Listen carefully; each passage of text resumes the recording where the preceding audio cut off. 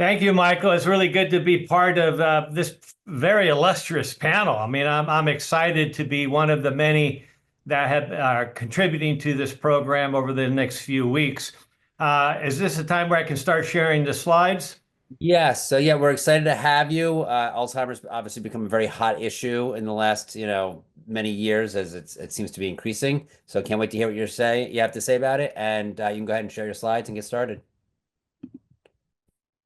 All right. Well, so as Michael mentioned, this talk I've recently did a whole series of actually 8 talks to a large group of doctors and dentists that were very interested in this burgeoning field of Alzheimer's. I recently had a patient come to me from San Diego, where she's been a manager of medical practices for 27 years, the last 10 years for a large neurology practice. And she says they have never seen so many new cases of cognitive disorders in younger individuals, 30s and 40s and 50s, something that would normally take another 20 or 30 years before they would be showing up requesting the services of the neurologist. And so we're really in for a significant challenge in the next few years and decades with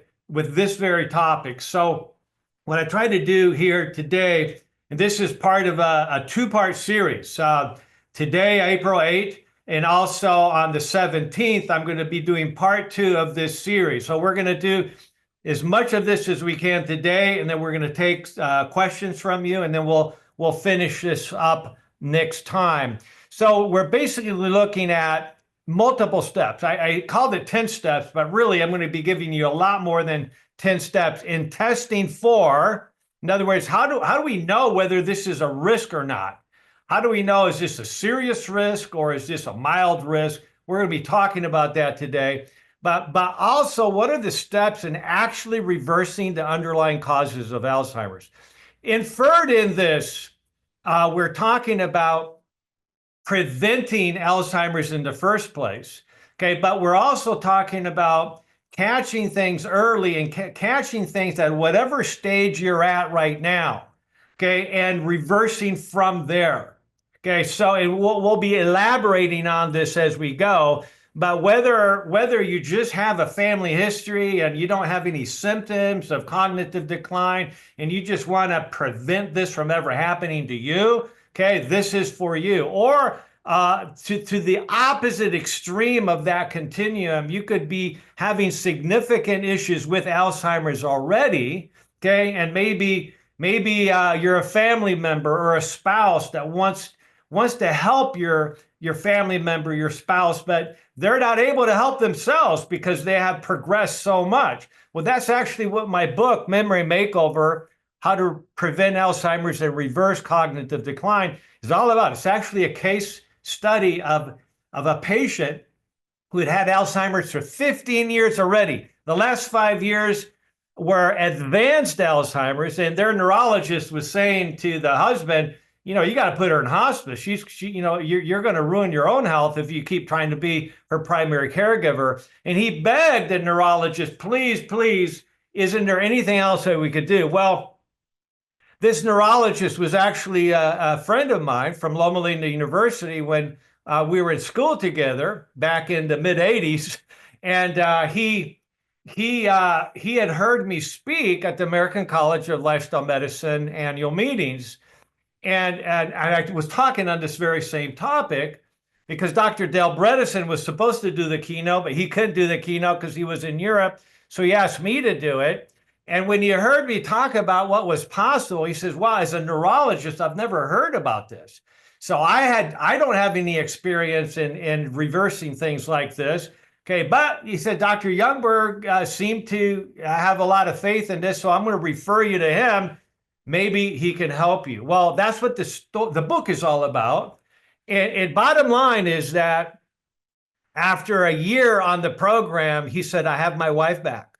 She went from basically being advanced Alzheimer's in a vegetative state to being able to communicate with him, to be his wife again, have a relationship, be able to enjoy each other's company and go back and forth and discussing things. So she still technically had Alzheimer's, but she had functional level of Alzheimer's. And so in other words, even if you already have a serious level of dementia, these programs, these strategies can really benefit many, many people. So let's jump right into this and start looking at, well, what is the lifetime risk? As I mentioned, I just recently did a presentation for a large group of doctors that in Washington State, and they were baffled by how bad this has really gotten. And there's a lot of reasons for that, but so this study was actually just published in Nature Medicine in January of 2025. And it's basically looking at a large prospective study that was done that looked at major communities across the United States and asked the question, if you're over 55 years of age, what is your lifetime risk of dementia? If you're over 70, what's your lifetime risk of developing dementia yourself? The reality is that more than half of us are at risk. So let's take a look at the study summary real quick.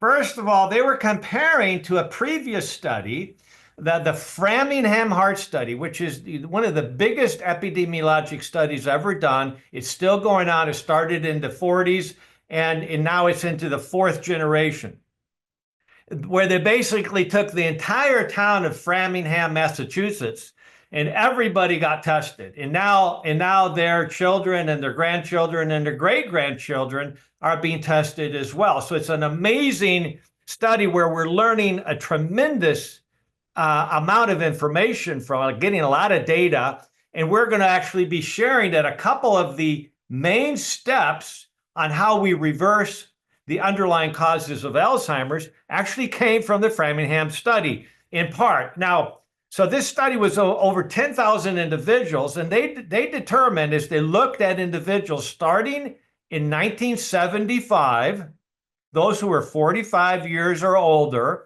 were added to this study, and they were tracked until 2009.